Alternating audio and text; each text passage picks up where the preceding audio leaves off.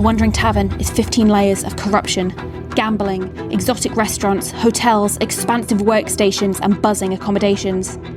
Amongst these are 23 unique locations that range from lavish establishments down to the city's seedy underbelly.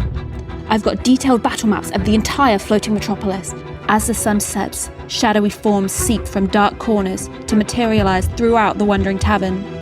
Luckily, I was able to collect scathing testimonies from over 30 NPC patrons and staff, and even the lingering spirits of the deceased. The Wandering Tavern, available now at hatdebuilder.com, and use promo code POD for 10% off your order.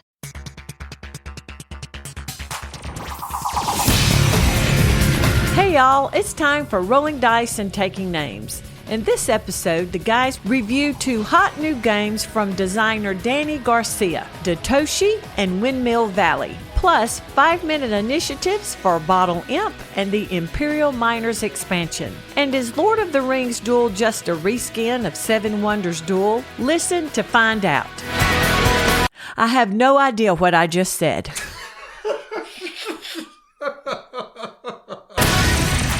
Hello and welcome to Rolling Dice and Taking Names. This is episode 335. It's the same old song. My name is Marty. I'm Tony.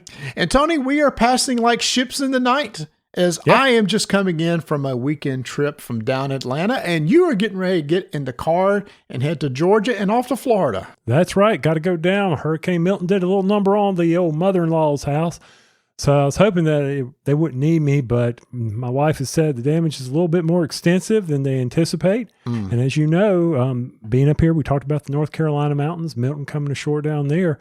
There's just not enough people who can do the work that needs to be done. So got to get out there and put your own hands on it. Let's go. Yeah, I hate to hear that. I hope she gets some assistance from, obviously you're going to be offering assistance, stuff like that. So hopefully the insurance companies are probably inundated with a lot of claims, so hopefully she can get that all sorted out pretty quickly. Well, unfortunately, there was no insurance on that house because she lives in Florida where you cannot afford insurance. Really? Yeah, she's about 2 miles in from the coast, and so but they still qualify under flood insurance, or they still required her to carry flood, and they just could not, they didn't want to afford it. They took their chances knowing, you roll the dice, you take the name. What can you do? Right? That's not a push your luck game I want to play. Me either. She had liability in case I fall off the roof when I'm down there picking her lanai up off of her roof. So we'll see what happens there. At least so FEMA's down there just giving out MREs that she was in one of the hardest hit counties. Yeah. And Donna sent me a picture of the MRE, and inside of it were Pop-Tarts. What flavor? Brown sugar. Nice. Dessert. Brown sugar pop. Hey, I want my tax dollars to go towards Concord Grape, all right? This brown sugar stuff. Oh, and the lasagna was veggie lasagna with beans. And they're like, beans? Wow. All right. Well. Hey, they were there. They were on the ground handing out tarps, everything, trying to assist as quickly as they can because, they're there. They're giving stuff out. If you can you got to get to them. I got to get down there and figure out where to get gas, but hopefully the gas tankers are running today and tomorrow. So we'll see how it goes. Well, luckily it's like, even though FEMA's thin, a lot of people have jumped in to help supplement and help people get, not only in Florida, North Carolina, the needs are still there. There's a lot of private organizations that have jumped in, a lot of people that jumped in and helped deliver stuff where just the government can't get assistance to. So kudos to all of them. There are still ways you can donate, Red Cross, etc. They could still use your support for either blood, food, etc. Yeah. So the need is still there, even though the hurricane has passed. Lots of times you forget about these things over the next couple of weeks. But as you know, Tony, working in the power side, just in North Carolina alone, we're weeks away from them establishing power, and it's a lot worse for water, right? I mean, the water treatment facilities are down for months. Now, good news at the time of this recording on the 13th, I saw where Buncombe County up here in the mountains finally got the first water flowing for them. Good. So that to me is more scary. People can figure out generators and burn fires. There's not enough wood down up in the mountains. Right. Just saying. But hey, stretched thin, back to back like that. That was just epic. way it goes. Yeah, it was. And so for me, I'm coming back from Atlanta because I just went and saw one of my all-time favorite bands, the Electric Light Orchestra. Saw them down at the State Farm Arena. It's one of those bands that I've been a fan of since I was in elementary school, but never had a chance to see live. I've seen most of my bucket list bands live, except for this one. And this was called the Over and Out Tour. And I thought, oh, that's probably signs that they're not going to be going anymore. So Vanessa and I said, let's do this. She's a big fan too. So we went down there. My sister also was a fan. She and her husband met us down there. And my youngest son, come to find out, it's one of his all-time favorite bands. So we all went. I must say, the show was a lot better than I thought it was going to be. It's one of those that had really cool production. They had this really nice LCD screen with a bunch of images. It sounded great. The mix and sound production was really, really good. Like I could hear every instrument, every vocal clearly. Jeff Lynne is 76 years old. He's the leader of ELO. So the guy did his best. I think his vocals were pretty decent. Guitar playing was, I don't even know if it was turned on because he was literally just kind of strumming the bottom 3 strings as he sang. He had a full band behind him, 2 guitarists, a bass player, 3 keyboardists, 2 cellists, a violinist, 3 backing vocals. So he had an entire band to fill in all the sound for him. So literally he just sang. Every once in a while, somebody would come and hand him a new guitar, help him get the strap off his neck and put another one on. Kudos to the guy for coming out and giving probably all the energy that he had to pull this off. But I'm glad I got to see him. It was great because that's one of the bands that kind of influenced me from my childhood to the music I like now. So I'm glad I went. It's a good show. I'm glad they didn't bring you down, Bruce. They did. And it's Bruce. It's not Bruce. I like Bruce. I do too. Everybody says Bruce, but then you look up the lyrics and it's Gruce, G-R, not gross, but Gruce. Anyway, I don't know what it is, but they did do that one in particular. So they sang that one, and there was a couple deep cuts. I was surprised they did. I was like, dang, I didn't know. I thought they'd just do the greatest hits, but they did a couple off albums like that. I was like, sweet. I'm glad you pulled those out. But anyway. Fun time to go with the family and do all that. So my trip is a lot more enjoyable than probably what yours is going to be. So I hope you can get down there and get back quickly. We will do that. Now I see that we need to do a little clarification here. Not that we need to correct anything. We haven't given out $5 in a long time, and I'm not going to jinx this. But what's this ad clarification? Is this the thing at the end? Oh, yeah. So we talked about last episode where we were right before the outro. We may have some ads injected. And they could be some generic ads. And I talked about we was going to, curate, make sure that it was stuff that matched our show. What I didn't mention was an important part, Tony, was the eventual goal with this nerdy network thing that we're part of is to have ads that relate to tabletop games. So the person that's heading this up is reaching out to different publishers, gaming publishers and stuff, and saying, hey, we have a way that you can just now automatically run ads in these shows that will reach your core audience. It could be like Asmodee or Flat River Group and stuff like that. So he's trying to work with publishers. So the ads that you may eventually hear, the goal of it is to be tabletop focused in some sort of way. And in fact, we may be doing some of those ad reads. I know there was like, oh, this is really going to take me out if I start hearing an ad and you guys aren't part of it, or it's going to seem weird, which I totally understand that. So that's the ultimate goal, tabletop focused ads with potential us still even doing the ad reads. Okay.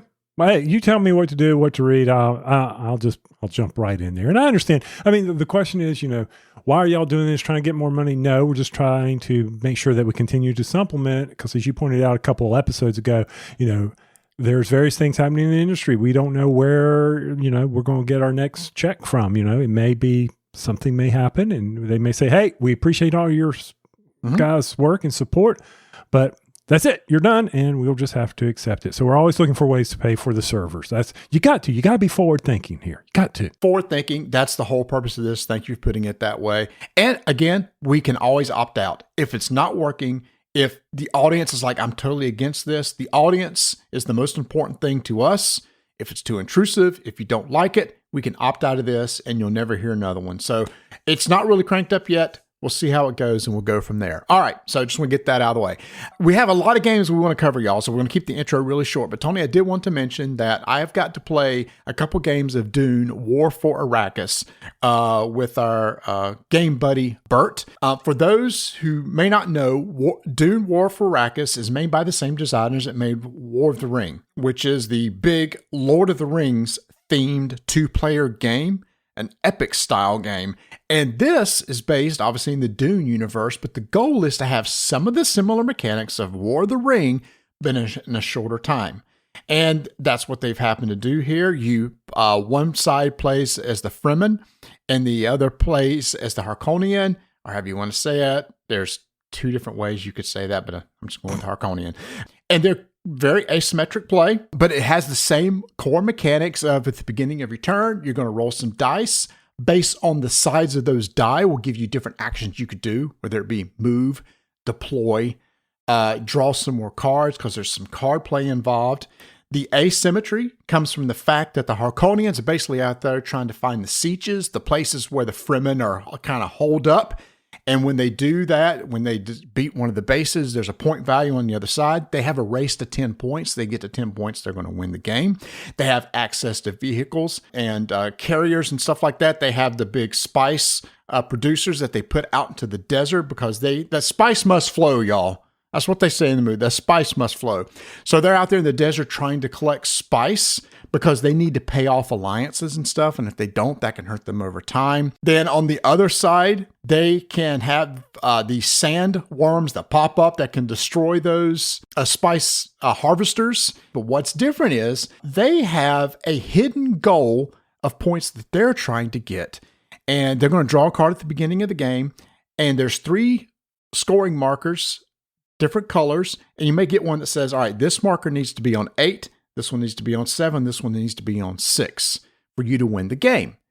And each round, you're going to draw 3 objective cards, and if you meet those objectives, you're going to be able to adjust those point values per objective. This objective is say, okay, if you've achieved this, move the red marker up 2, or move the yellow and green up 1 each sort of deal.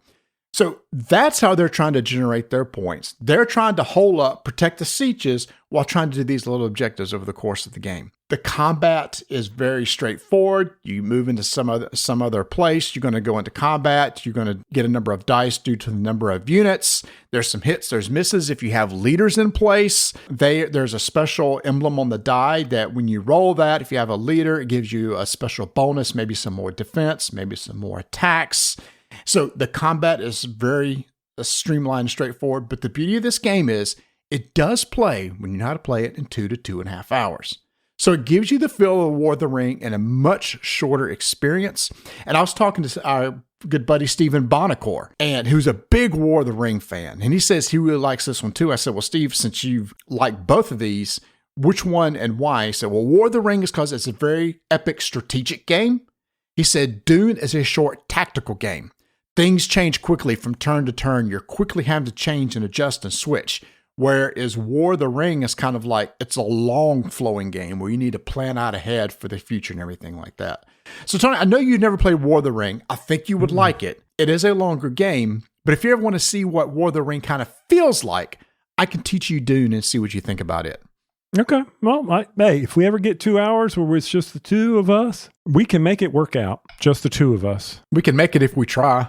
I know. We just have to try. And it's just finding time. Yeah, finding time on that schedule. I mean, Dawn's been gone. She's been in Florida, but you left. I had all day yesterday.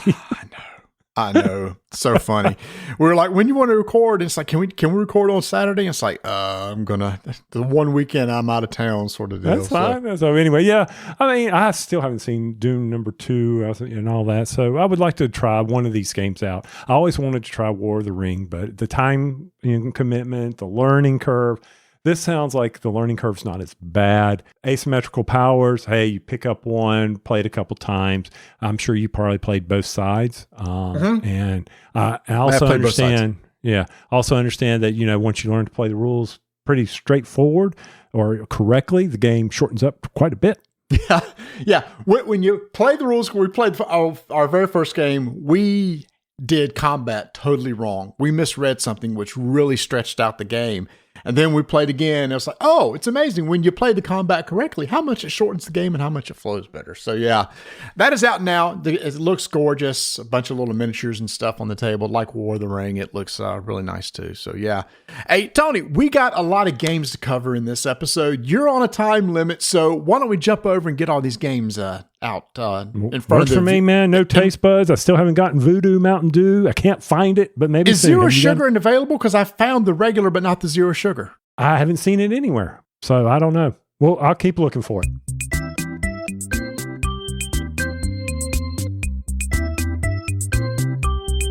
ShopPortalGames.com. Well, you maybe didn't get to Essen like myself or like Marty, but it's nice that Ignacy puts it out there on that website so that you can see what his newest releases were. First off, we've already talked about Imperial Miners, Aztecs versus Weirdlings. Resurgence. Hey, if you order it online right now, there is a bonus cards that you can get. Nirishima Hex. Desert Tribes. And this is not the desert that is filling and good to eat at the end of a dinner. This is the actual desert. D-E-S-E-R-T. Desert Tribes. I want to get this, play that, see what kind of new mechanics are a part of that. And then, of course, maybe solo play. You need a solo play game? Well, how about board games that tell stories? There's a solo game for you. It's a book. You can read a book. There's a solo game for you. And don't forget about Thorgal. That just came out, Kickstarter. Be sure to check that out. That's a famous comic. We talked about this a couple of years ago, I think, Marty, where we were talking about the Thorgal game that Ignacy's putting out. So be sure to head over to Shop Portal Games and get your orders in and have those delivered soon.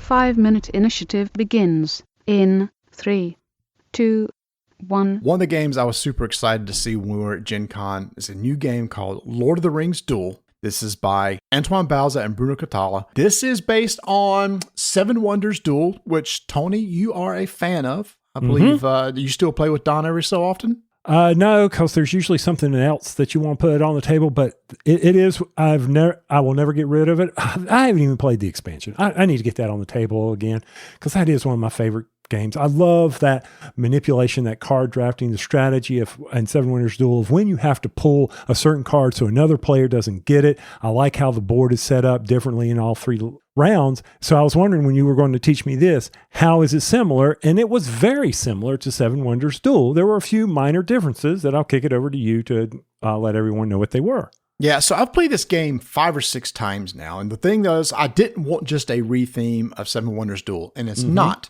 Because in Seven Wonders Duel, you win by points. There are no points in this whatsoever. Instead, there is a West of the Ring track. And there's 2 sides. One is playing as the Fellowship. One is playing as Sauron. And you've got this nice little like acrylic track for being able to move the ring bearers along a track in order to try to get to Mount Doom. If they get to Mount Doom before the game is over, they win. Likewise, you've got Sauron hot on the trail behind them, and they're moving up in a path behind them. And if they catch up to them on this path, then they win the game. But another way to win is there's a map in the middle of the table with 7 zones. And over the course of the game, you're going to be able to deploy units and fortresses out onto this board. If at any time during the game you are present in all 7 regions of the map, you also automatically win. And there's one other in that you have alliances that you can build with different factions that exist in the Lord of the Rings. The tech cards are the science card that exists in Seven Wonders, the green cards. In this game, the green cards have a faction icon on them. And once you get 2 of the same faction, you draw 2 of the 3 faction tokens and keep one in front of you, and they're really good. They give you like ongoing abilities or maybe one-time ability sort of deal. If you can ever get 1 of each of the 6 cards of all the 6 factions, then you also automatically win the game that way too. Now, there's also another way to get those faction tokens. If you get 3 different faction tokens, you could take the top one of each off the stack and keep one of those that way, and that's once per game. So to me, that's the big differences between the two. Like you said, Tony, everything else is the same. The drafting is there. You try to draft to block other people from winning, but there is a little more strategy in this of getting units out onto this map. There are these landmark cards that you can buy on your turn instead of drafting by paying a certain number of resources to put a fortress on the board. A fortress represents presence. So to me, the real focus is on that map and trying to get control over each of those regions. Right. And depending on how the cards are put out during each stage, you could also try to make a run for Mount Doom or try to capture, then have the Nazgul capture the ring bearers. I mean, the various ways to win. So you have to be looking at what the other player's doing, be able to stop them, even if it's at a detriment to your own goals. And that's how I felt when you and I played it. I was like, okay, this is not the optimal choice for me to take on this card. I need to do this to keep you from having this kind of control. Also, there is, just like in the original Seven Wonders Duel, there is a way to run away with it in the tech trees, and you have to be careful of that. The same thing can happen here. If you're not giving that balance to against the other player, then there could possibly be a runaway. I tried to do it with running to Mount Doom, but you were able to stop me. But by me doing that, you easily were able to get control of the land of Middle Earth. So I was like, okay, for the first play, maybe on my second play, I'll understand it a little better. Also, I felt that the cards, the resources to be able to buy the cards, I didn't realize how limited certain ones were. So I kept waiting for them to show up, and they weren't, and you had claimed all of them. Yes, gold is wild, but then you've got to force yourself to get the gold in or discard cards just like in the original Seven Wonders. Same core thing for Seven Wonders, easy for me to explain, but I think it would be difficult for someone who's not understanding, not getting just the in victory points. Those various ways to win may be hard to grasp after a couple of plays. You may eventually get to it. That's just me talking. Yeah, so for me, I like this over the original Seven Wonders. I like the theme of it. Vincent Dutray did the art. I think I love the multiple ways to win. Each card operates differently, but they're the same color cards. So the gray cards give you the symbols that can be used to pay for future cards. I already explained what the green was. The blue cards, which were 50 points before, are the ways you move on the track. They have rings on them. The number of ring symbols is the number of spaces you'll move on the track. The red cards, the military cards, are how you deploy new units on the board. So when you draft a red card, it'll allow you to drop a number of units into one of two regions. And you can have the ability to move into another region. So you can take out other units. When you move into a region with other units, each of you will remove a unit one at a time until there's no units left to remove or somebody has a unit left there. So that's kind of the combat system, but it's very easy to understand and flows really easily. So for me, this is the game that I will keep on the table. I just really like the theme. Now, I will say that there's only one tiebreaker in this thing, and we ran into this the first couple games is, if nobody wins from the other win conditions and you play through 3 rounds, the rules state that the person who has the most regions are present in the most regions wins the game. Well, because that map is so important, we tied each time. So there's been a lot of discussion on BGG. Will we need a second or a third tiebreaker rule? So I'm going to house rule the following. If you're tied in the regions, the person who is furthest along on the quest track wins. If you're still tied after that, whoever has the most unique faction cards in play will win. Now, what that means is every win condition is now represented in the tiebreakers. And there's been a lot of statistical analysis going on BGG. It seems like the military is the strongest and most popular way to go. That's why I like it, because military is so important, which is totally different than points. Okay. Well, hey, I can't wait to try it again. Yep. So this is Lord of the Rings, Duel for Middle Earth. Imagine Seven Wonders Duel, but it's not a strict retheme. I get that. I got that question a lot. It is not. It does play differently. And if you're interested, you can get that online right now. 5-minute initiative is complete. Devere sent us another game, and this was Daitoshi from Danny Garcia. This was almost like the Danny Garcia show. I mean, we got another one. It kind of is the Danny Garcia show on purpose, as our 2 long-form reviews are Danny Garcia games. That's right. So this game, from a rules standpoint, oh my God, there's a lot of rules. There's a big board. Yeah. Setup took a while, but in the Tony McCree fashion of how can I break this down for everybody to, kind of think through it, what you're doing. I mean, you've got a worker that you're going to move around this concentric board that's out on the table. I know you need to go look at some images here. Can I just change something real quick? Yeah. It's a magnate that you move around. And the reason why I say that is because there are workers that are using different capacity. So it's the magnate that moves around the board. Yes. But they're not magnets. They're magnates. Yes. The magnates are moving around the board, and they're telling the workers, thank you, to go do stuff for them if the spots are available. They're going to go onto this concentric circle, and as they move around, they're going to say, hey, worker, I want you to go out here and take this action for me if it's available. And as long as the worker is of that factory, because the workers all have colors and they are designated on the spots on the board, as in this worker can do this. If it's a red worker, he can do this spot. If he's not, then he cannot go do this. So as you're placing your magnate, do you have the right worker of the spot? But hey, if someone's already there, all is not lost. You can spend some steam and you can clear all the workers out and put your own workers back to work. All right, well, that's good to know. Or you may be able to put them out there and, say, okay, I don't want to do the worker action, but I want to take the other action that's available to me. Like maybe build the concentric circle or expand a little bit on my own personal player board. That's right, y'all. You've got your own personal player board out there. Beautiful inlaid. Oh my goodness. And one of the most unique mechanisms I've seen in a game lately is you're making some steam. Because steam is the resource. Ain't that right, Marty? You can't drive this machine without some steam, baby. You can't. And what do you need for steam, Tony? 2 main products, coal and water. Well, that's right. You got to have some coal to make some heat and water to make the steam. There it is. You got to boil that water to make some steam. As you got coal, you moved your coal supply that marker down. But if you suddenly got water, you move the coal supply marker up. And when you're following the arrow on your board in the correct direction, you generate steam. And for me, that was probably one of the most difficult things to balance, was keeping that steam. Because without steam, you got nothing. Yep. And you have an engine. You have this worker engine where you'll be able to be taking actions to get various bonuses.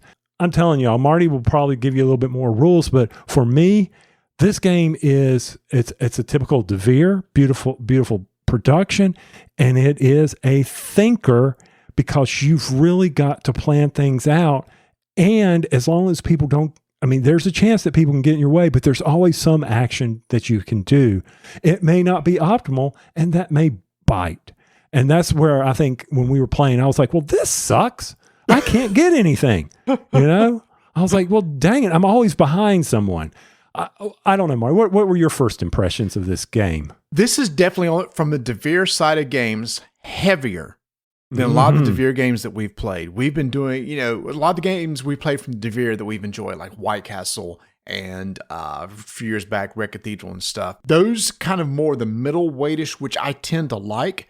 This is for sure on the heavier side. This is a 2 to 2.5 hour game with 4 players easily. It is a long game, y'all. And it's one of those that, unfortunately, when it's not your turn, there's not a lot of planning that you can do. Because on your turn, when you move your magnate, they can move 1 or 2 spots around the board. You can pay to continue moving on if you want. But Tony, you talked about when you go to one of those districts, there's 5 districts around the board, which are like the concentric circles you talked about. Hey, I want to place workers here. Oh, somebody's already placed their magnate there. Well, I want to be able to clear out the other workers that are there. Oh, somebody else has their magnate there, which only leaves the option for that space is just taking the particular action of that district. Each district has its own unique action, but there are workshops in those districts I might want to use. So that's one of those things. It's like you plan ahead. It's like, oh, I know on my next turn, I want to go over here and use this workshop. It just might work out. You can't.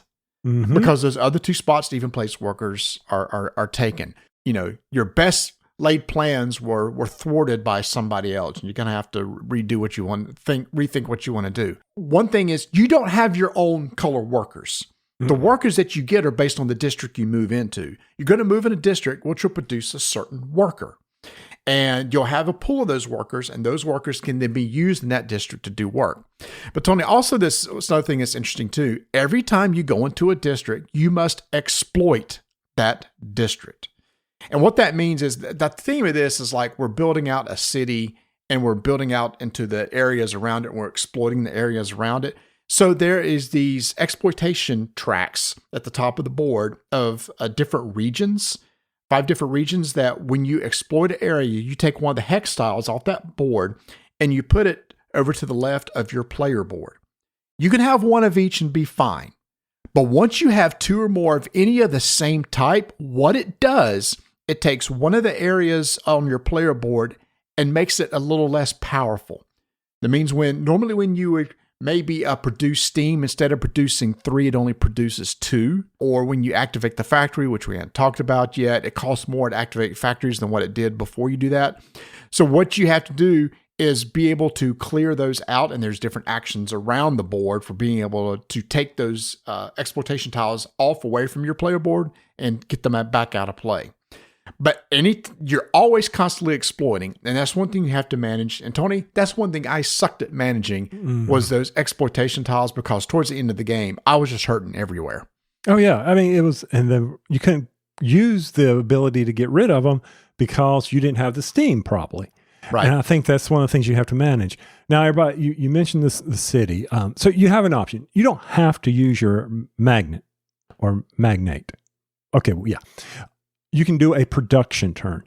And this is something we always enjoy a game. When you take an action that everybody gets to do, that's always a benefit. So you can take a production turn, and all players may activate any of or all of their buildings if they can pay for them.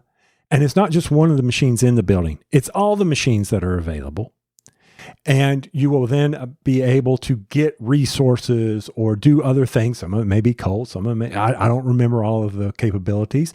But when the machine has not been developed enough or built out enough or upgraded enough, you're only going to get one thing. But over the course of the game, you will be able to move this marker cube up underneath the machine and upgrade it to eventually where, hey, it's a better machine, and you get all the actions, and you slide it up, and you got little check marks, really cute.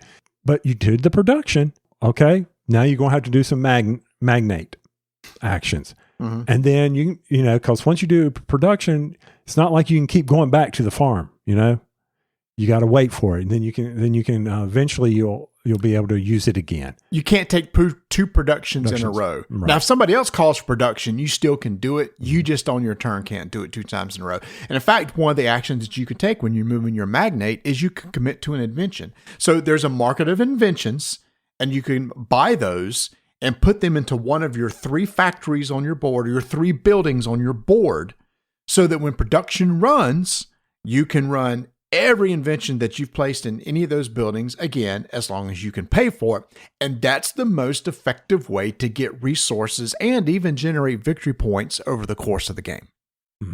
Now we did say Steam was king, but there are other resources out there. There's some food that you may have to get. There's some brick. They have one that's got a little time symbol on it, Marty. You've got 4 other resources on top of the Steam that you will need. Like if you want to expand a district, one of the cool parts about this, you can make a district bigger, which gives more options for places to put workers, but you're going to need some brick in order to do that.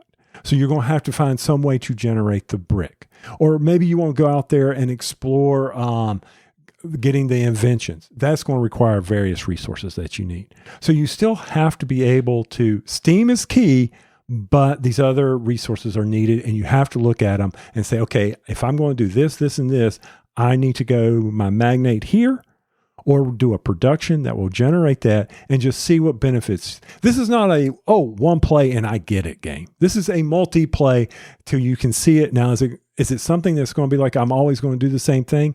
I don't see that at all. There's too many options on your turn. Yeah. Different things you could do. One of the other actions you could do, we mentioned about, you can expand the district. Expanding the district is basically adding on a section of a concentric circle onto a district. There's 2 sides to that. You can electrify one of those sections, which means pay us a resource, flip it over to the other side, and now the other side's even better. It's also one of those great ways to get rid of those exploitation tiles, because when you electrify a district, you can pull tiles that's off the side of your board and put them into that district also. Again, a lot of moving parts in this game. I don't know how a designer like Danny comes up with all this, the machinations of the game works really well together. Everything flows. Everything makes sense. Each particular resource is used for a particular action. And if you want to do this particular action, you better get this resource. If you don't have a way to get that resource, then maybe you should go get one of these inventions to put it into your building so that when you produce, you can get that resource to go do that action. You can see where it just, kind of the churning of the heavy Euro thing of, I need resources to turn the machine and get me eventually victory points to win the game. So here's the thing, though. The victory points aren't just some quick calculation. They're based on the wilderness tracks that you've been exploiting and how far you've moved up. And they have different methods. Like let's just, the forest. Score the number of victory points indicated times the number of inventions in your factory.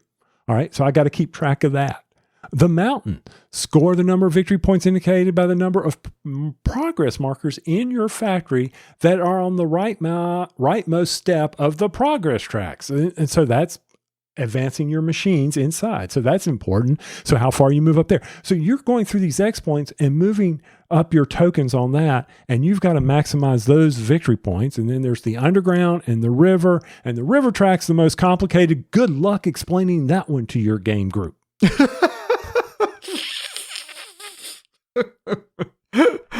And also the river can generate negative victory points too. Right. So it's like, hey, I'm just not going to exploit anything. Well, yeah, might better exploit the river, because the more you exploit the river, the fewer negative victory points you'll get. and guess what the river is? It's water. And what do you need water for? You need that for steam. That's right. This is one of those games that if you want to have a leisure game night with a lot of heavy thinking, when I say leisure, I mean you're not going to be doing things quickly, turn after turn after turn. You're going to be sitting back waiting for a while, having some conversations. I'm not saying anything negative about it. It's just one of those games that was a lot to it, very in depth, that I need to take other shots at to be able to completely appreciate the genius behind it. I just don't know that right now, in the time that I have to sit down and game, that I want to play something this heavy. Because, and you hit the nail on the head, this is one of those you kind of just need to play over and over and over again to really get and appreciate.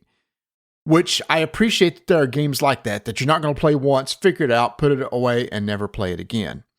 It's just that I'm one of those, I'm an omni gamer where I like to play a lot of different games. And if in 3 months I pull this off the shelf, there's no way I'll remember the rules to this game and how to play it. Compare that to something that I replayed recently, River of Gold, that I played like 3 months after the first time I played it. Within 5 minutes, I had it, remembered it, and played it and really enjoyed it. I think I'm just at that point right now for me. I want the Euro games to be something with just a quick refresher. I can get up and running again, as opposed to really having to dig into the rule book to remember how everything worked exactly. And again, that's not a negative on the game. I think a lot of people are going to really dig sitting down with 3 other players and play 2 to 2.5 hours. If I play this again, I'll be honest with you, I only want to play with 3. Yeah. Just to cut down the time to maybe 90 minutes to 2 hours. I think that'd be better for me. With that, I'm going to say this was Daitoshi from DeVere Games. It's the end of October. You know you're going to be starting to go shopping soon. Presents. Maybe Secret Santas. You never know. So you want to keep an eye out on Miniature Market for deals, because as they start heading towards Black Friday and Cyber Monday, you're going to start seeing these deals pop up. The best thing you can do is make sure to join their newsletter so that you can stay up to date on these deals, or just visit their pages frequently and see what they got going on. And just also want to announce too, they just brought back their Game Plus foam trays. Tony, I had these from years ago. These are Pluck foam trays for storing miniatures. You and I have a couple little armies and Warhammer that we might want to start to put together. So these might be a good way to store the miniatures when you're done. You could pluck out the foam, which means you can make the hole where the miniature rests the exact size that you want it to be. and they're very inexpensive. So I'm glad to see this product is back on the shelf.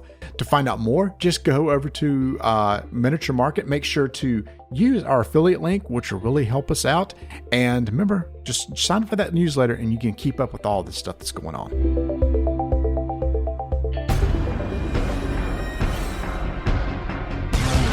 Five-minute initiative begins in 3, 2, 1. I love the Imperial Settlers universe from Portal Games. So last year when Imperial Miners came out as kind of a lighter engine building game, I was really excited to play it because I thought, okay, this is kind of a really good way to ease somebody into a little bit of playing cards and kind of generating an engine and to try to generate victory points. So when I heard an expansion was coming out that adds 2 new factions, we were excited to try it. And Tony, we got this. This expansion is the Aztecs and Weirdlings. One thing about these games, Tony, we hadn't played this game in many months, but a quick rules refresher. Oh, that's right. Yeah. Let's see. You're going to take a card. You're going to play a card. And you're going to put it at the bottom, and then you're going to activate cards, stepping up from there all the way to the top, try to get victory points. Things are good. And you just try to stack the cards most effectively as you can to try to generate some victory points and coins for buying more cards, etc., like that. So it was very easy to re-pick back up, but now with 2 new factions in there, we have some new card play elements that are there for us. That's right. I forgot just how quickly this game does play. Oh my heavens. It was over before it got started for me. Mm-hmm. I enjoy these fast little games like that. So when you said this is expansion, I'm like, well, what does it add? Well, the Weirdlings. All right. And the game is Aztecs versus Weirdlings. Why versus? I don't understand. I don't know, because you're not really going up against them. Because when you set up the game, you're actually going to remove other factions from the deck. So you're not using all the factions. And you don't use Aztecs or Weirdlings together. You're going to pick one to use and then remove 2 others and then shuffle all those up. And you've got 3 levels of decks. The 4th level is always the same. You still got your event deck. And at the beginning of the turn, you're going to have 10 event cards, draw an event card to be used during that round, play 10 rounds, person with the most points wins. I mean, so Weirdlings, you got this coin. And when you go up the track, you will take the action that the coin is showing, and then you'll flip the coin over. So the next time you go up the track, guess what? You'll do the other action. That's what's special about Weirdlings. Aztecs is about having cards in hand. It's like maybe reveal cards based on the different number of factions or playing cards, discarding cards. So it's about hand management, having a bunch of different types of cost of cards, different types of factions of cards, or different types of cards in play. So Aztecs wants to see that. Whereas, like you said, the Weirdlings is there's 2 actions on the card, and when you activate it, whichever the poker chip side's facing up is the action that you'll take the time you activate it, and then you flip it over to the other side. Everything else, the gameplay is the same. You still got your random 3 progress boards that you put out on the table. When you advance, you can move up on one particular progress track, which will generate points, tokens, etc. over the course of the game. I still think this is a solid game for teaching newer gamers engine building because of the ease of the teach and the quickness of play. Because that's one thing. Hey, we played it once. It was over in no time. Quick setup. Go again. You know, that's what I like about this game. And with the expansion, it gives you that opportunity to bring it back out, see how the Aztecs play, or the Weirdlings. You know, it's one of those things. That's what expansions about these short, quick games will do for you. They give you that opportunity to be able to put it back on the table. You had forgotten about it. Hey, let's get this one back out on the table. And now with the Weirdlings, it's perfect. Just in time for Halloween. That's right. Yeah, because it just have like a skull and a little more creepy sort of thing. And I also appreciate too is that now because you can mix and match your factions, it just gives you more replayability. And also included on the rules are some little solo scenarios, and one of them's like a little Halloween solo scenario that you can play for Imperial Miners. Hey, can this count as our Portal Games commercial? No, it cannot, because we must also mention too that we are sponsored by Portal Games. So take that in consideration when you listen to our review of this game. I think it's a good addition to an already solid game. So if you're interested in this is Imperial Miners Aztecs versus Weirdlings expansion. You do need the base game, and this is designed by Tim Armstrong. This was available at Essen and should be available everywhere now. 5-minute initiative is complete. We told you it was a Danny Garcia-centric episode, which is why we want to talk about Windmill Valley. This is a game from Board and Dice and from designer Danny Garcia, as we had said. Now, Tom, I just want to say right off the bat, probably compared to Daitoshi, this is probably a little bit on the lighter side. Yes. I don't think the rules are as heavy. The teach isn't as heavy. It's probably just a tad shorter, but there's still a lot of real meaty decisions that you have to make during this game. Mm-hmm. I would also say, compared to the last one, was that I don't feel like people were blocking me with their moves. I felt I could plan ahead a lot better in this game. You were kind of really in total control of what you wanted to do. And I will say it does have a really unique action selection mechanic. You have these interlocking gears on your player board that on your turn, you're going to rotate either 1, 2, or 3 times based on the strength of the water flow that we'll talk about in a bit about how you could control that. And when you rotate the cogs of these gears, it's going to give you 2 actions that you could possibly take on your turn. Now, what's really cool is these actions can be upgraded over time. And there's little insets on each of the spaces between the spokes of these gears that you can buy at these little action tokens and insert them into your gear so that the next time you rotate around and that pops up, that gives you a new action in that section of the gear to potentially be able to take. That's right. So on your turn, when you're dealing with spinning your windmill player board and you get the action, you either take the one on the left or on the right. One of the enhancements that you can get in the uncommon or unique tiles, it allows you to take both actions to on the left and the right. Also, the way this is designed, the same actions will never, well, they will eventually will be, but because the left wheel is bigger than the right wheel, one action that you have on your left may not align with the one on the right that it previously did. So you may get some different actions than you anticipated. Like where I had one where you could go out and buy an enhancement, and the one on the right, I wanted to be able to, get tulips, because the whole game is around populating tulip fields. That's what you're doing, because guess what? Tulips are victory points. That's how it works. Trying to collect tulips and plant them. That's right. And I'm like, okay, so the next time I spin it around, I'm like, well, of course not, dummy. This is a different gear ratio. You're not going to get the tulips when you can buy the enhancements. You need to be thinking about this. And I will say that in our play here, I was like, okay, if doing these enhancements was very important, more than I realized.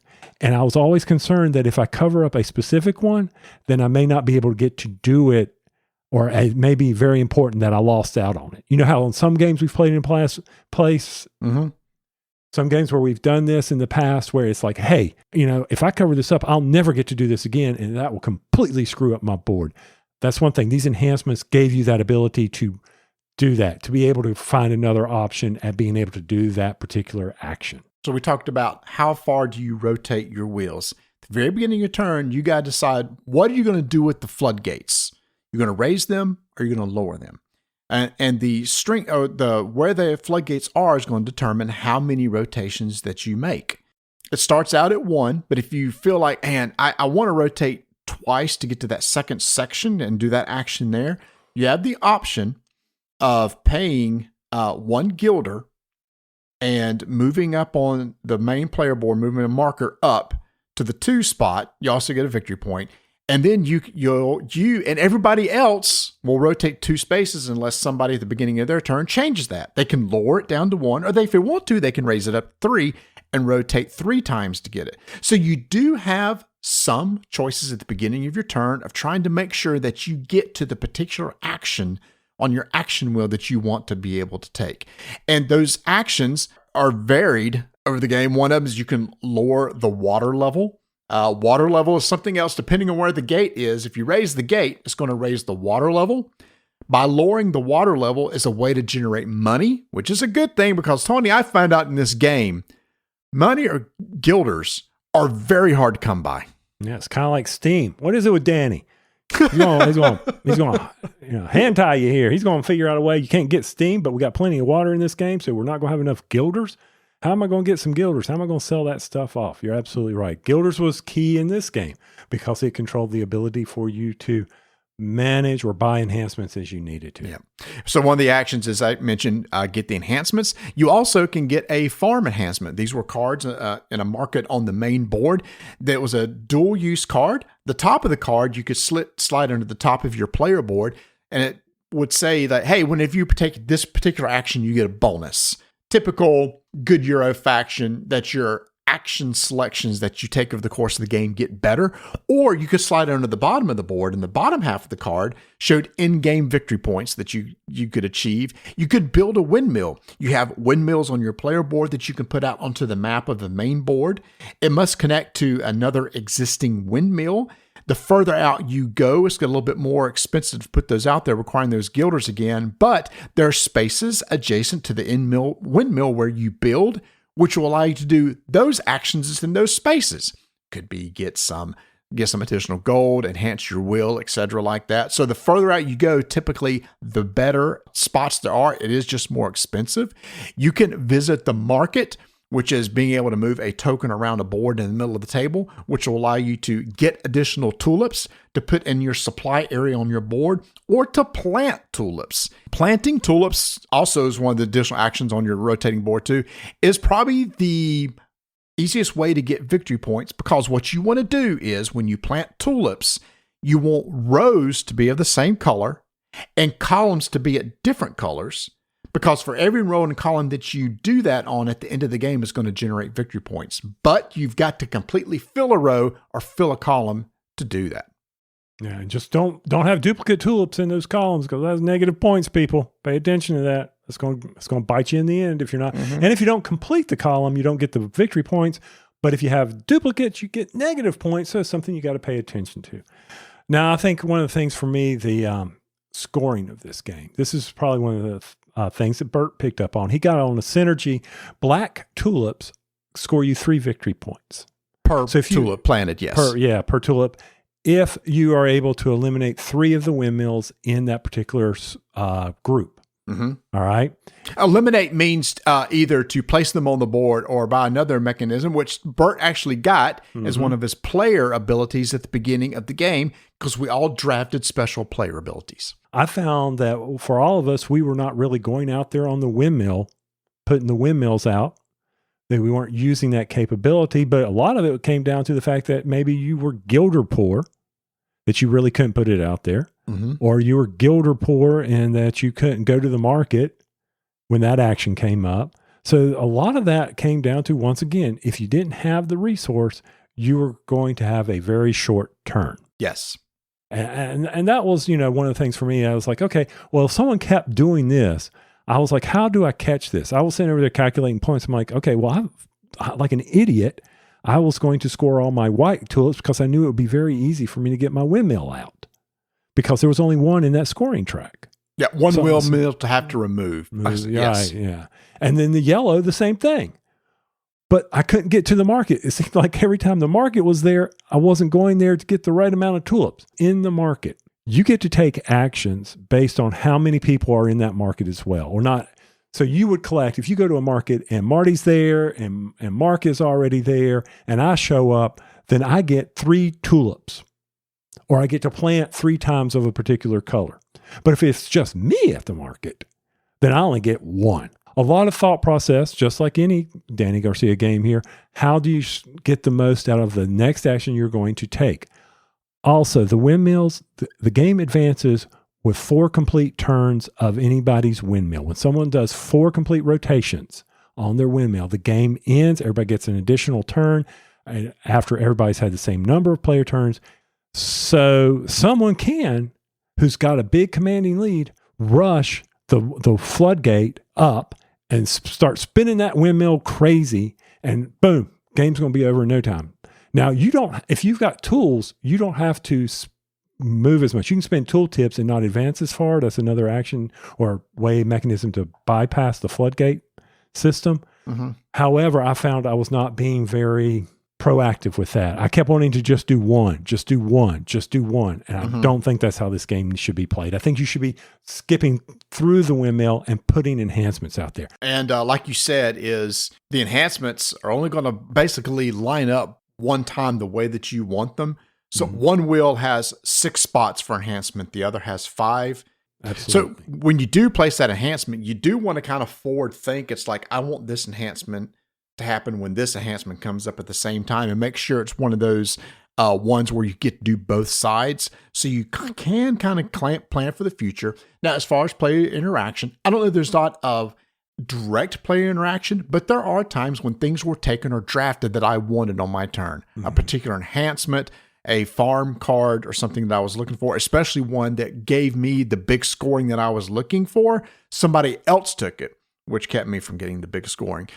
Comparing the two really quick. One, Daitoshi is going to be a lot harder to get into. It's going to be harder to teach, harder to set up, but it's a lot more thinky. So it's one of those that if you really want to get heavy into a deep Euro with a lot of decisions, you'll want to go that way. But it is going to take a little bit longer gameplay. If you want something a little bit lighter, I would say Windmill Valley is the way that you want to go.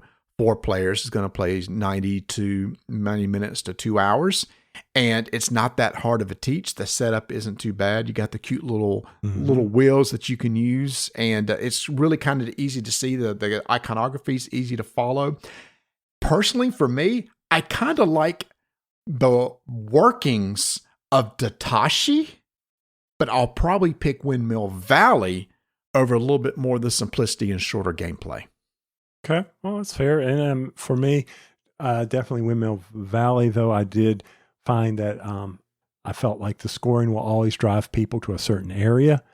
Just Daitoshi, I know outside of our game group, I would never get that on the table. There's no way I could teach that to Donna or any of the other people we play games with. It's just that involved. That is a strictly gamer's game for me.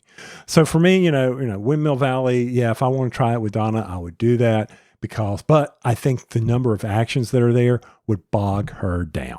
And I always use her as a litmus test because people appreciate that when listening to podcasts. Well, what because they all know she likes Carcassonne and Ticket to Ride and those kind of games.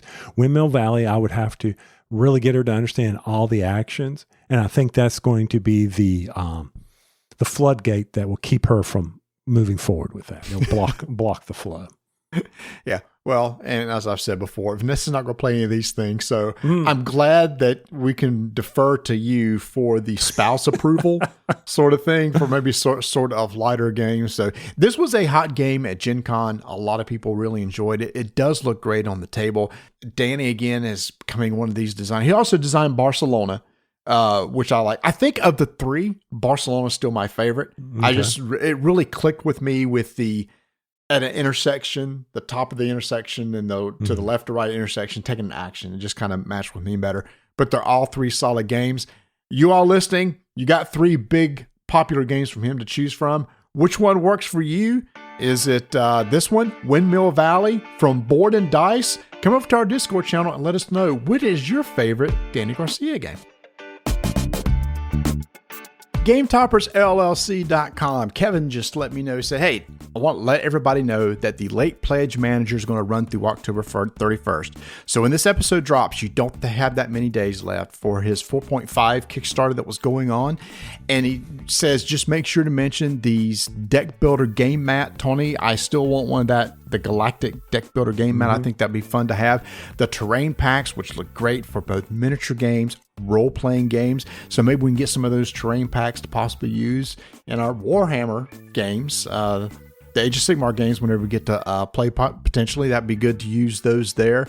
So again, this is going to run through October. And then he says, I'm changing gears, y'all, because we're moving in the holiday. We're looking at Black Friday and Christmas sales. He said, I don't have any details yet, but he said he'll let us know. So as soon as he lets us know, make sure to listen to future episodes in which we can let you know about some great deals that are coming up. And I know he's already gearing up for some new products and new Kickstarters next year. But to keep up with all that, head over to Gametoppers LLC.com.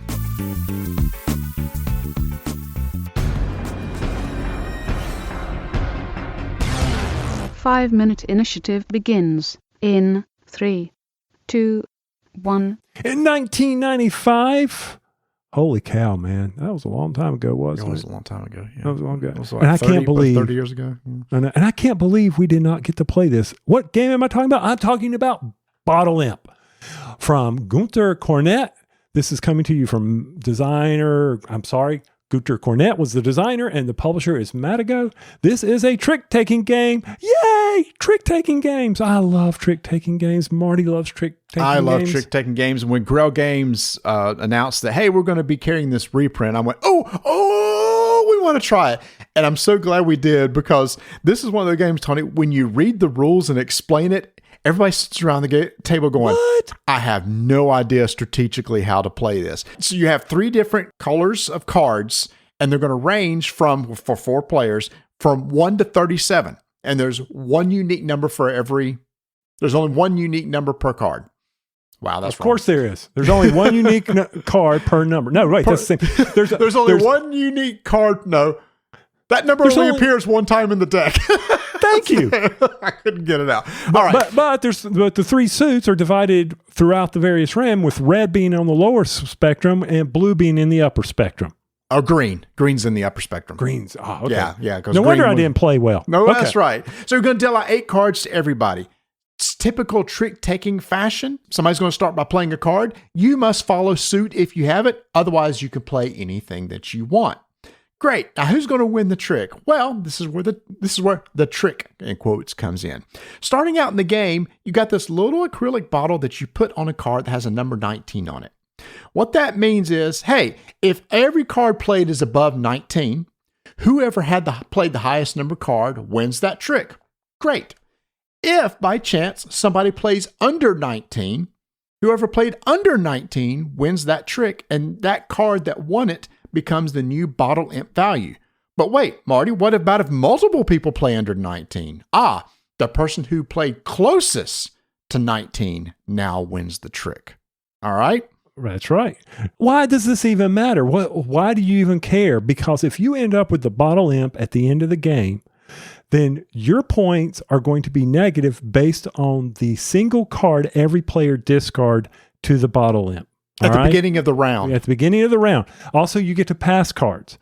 So the whole concept of short suiting, or maybe playing giving somebody all the long numbers, that may not be the best strategy here. It kind of takes that strategy and turns it on its head. When I was playing and as started to get into the game, I understood what was going on. You need to be thinking about that, because playing low sometimes is to your advantage, because then maybe you can take control of various tricks because you have the higher numbers. You've got to play this game in order to really fully appreciate some of the strategy behind it. It was deeper than I anticipated, Marty. Oh, 100%. Because as you're playing, it's like, well, wait a minute. This trick has some high values, because when you calculate your points, every card has a numerical value to represent how many points it's going to get. Typically, the higher value cards had higher point values. So you want to win the tricks that had the higher points on them. So let's say there's 3 high numbers out there and it's like, ooh, I can get under the imp value this time and take this trick. But can I guarantee I'm going to get rid of the imp before this game is over? And Tony, I think you sort of grokked it before the rest of us did. You came out in one of the rounds and go, all right, I'm taking the imp early, and I'm just going to try to keep taking tricks and generate a lot of points. And then let me make sure I can sneak my low cards under somebody else when they get under the bottle imp value, and that way they'll take it from me. That's right. Because having the 1, which is the lowest, of course, that you would, if you were to play it, you're going to get it, but you can always go underneath somebody who's below the bottle imp, and you got to know when to play that, as long as you're following suit, because the rule of following suit is always important. Very unique game. Now, what does the new variant provide? It provides the ability to play 5 to 6 players, and some of the numbers are halvesies, like 34.5 or whatever the numbers are. So you can get up to 6 players versus the 2 to 4 that the normal game is. So trick-taking games. Woo, this is a thinker. So don't just think, people are going to be out there doing quick, normal trick-taking stuff here. You really got to think through, well, when do I want to get the bottle amp, and how do I shut it off at what time? So we've played a lot of different unique trick takers lately, Bezier, etc. How do you feel about this one ranked with some of these more unique ones we've played? This is a classic, 1995, and there's a reason why it's a classic. I really enjoyed this one. I thought it's stood the test of time. I've never had the challenge of trick taking like I did in this one, and understanding how it would flow. So I really liked it. over the other ones. And the production is really nice too. The backs of the cards have these kind of foil finish to it, and you got the nice acrylic bottles and everything. Again, y'all, it's one of those things that you may hear this and go, I have no idea how this would even work. We didn't either. You literally need to sit and play a couple games before the light switch starts going off. And then it gets really interesting when people start trying to decide, especially at the end of the game, like, Tony, what card do I discard? Is it a high card? Is it a low card? Do I pass off a low one? Do I pass off a high one? And all that will probably be dictated by basically what 8 cards were given to you during the deal. Exactly. And if I give you the high card, maybe you'll play that and I can get the bottle imp from you. And this way, it's part of the strategy. Maybe I want to short suit myself in this. All that's got to come into play. Typical card stuff, but it's at another level. It is. Now, I understand why everybody was so excited when a reprint was coming. I'm glad I got a copy. Tony, you got your own copy. This is one of those that I bet you we'll be playing in a couple of weeks at BoobyQ and teach other people about it. So I can't wait to get it tabled again. This is Bottle Imp from Madigo and Grail Games. 5-minute initiative is complete.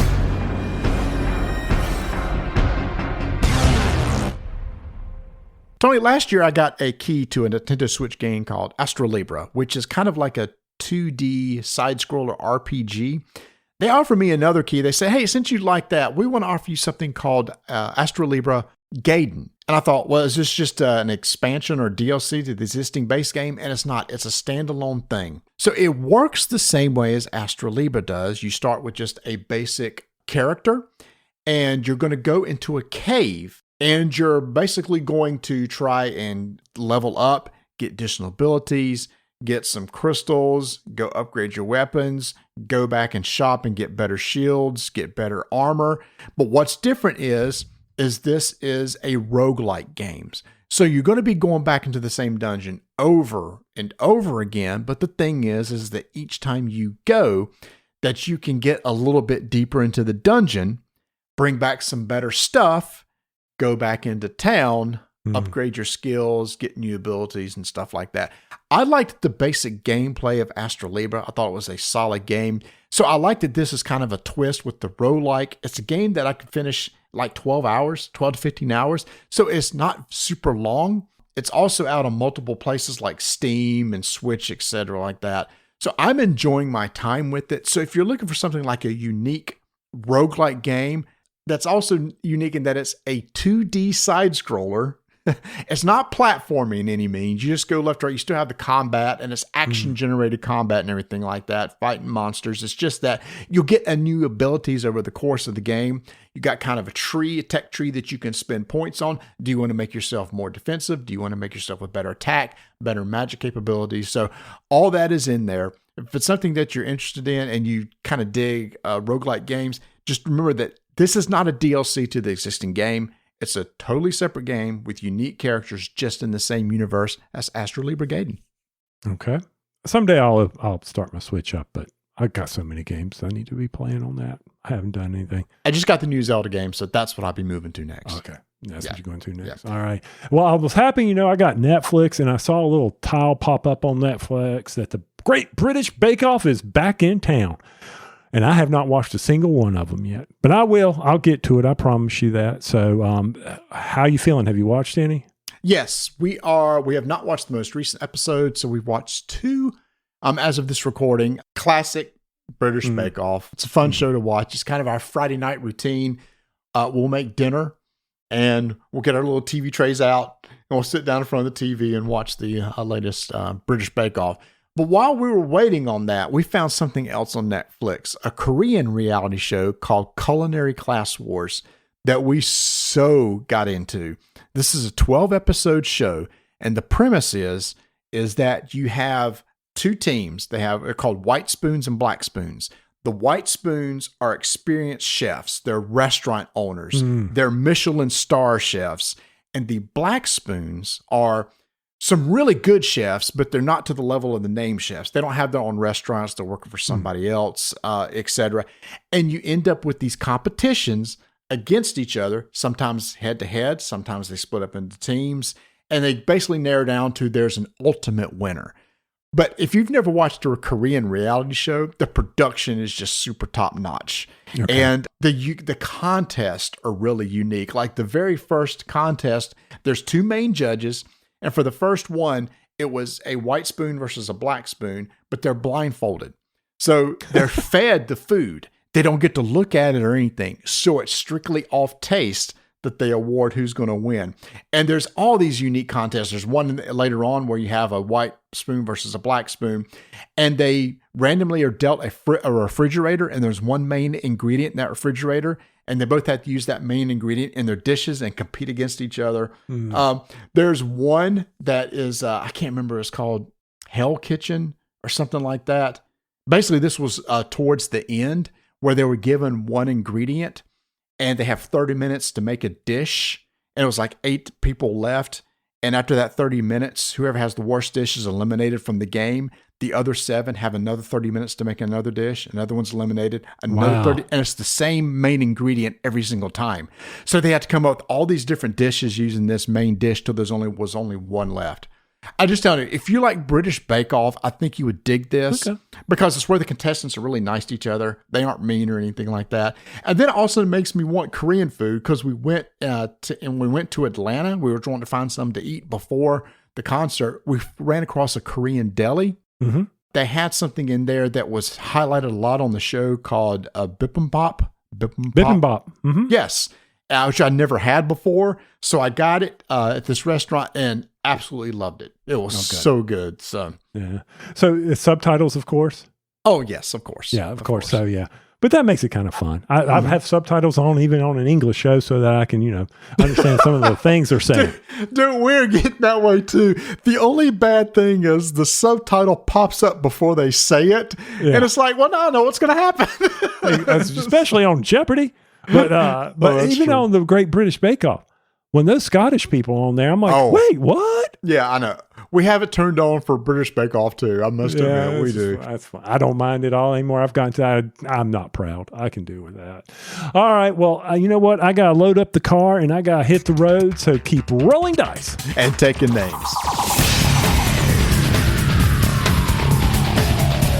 Hey y'all, thanks for listening. Don't forget, if you're going to go out to Miniature Market, head over to our website, rolldicetakenames.com for the affiliate link there. If you want to support the show, you can do so over at buymeamoonpie.com. And if you'd like, follow us on socials at Dyson Names, and please join our Discord. We're having a great time over there. Tony, one funny thing about the ELO concert, I think Vanessa and I actually skewed the average age down.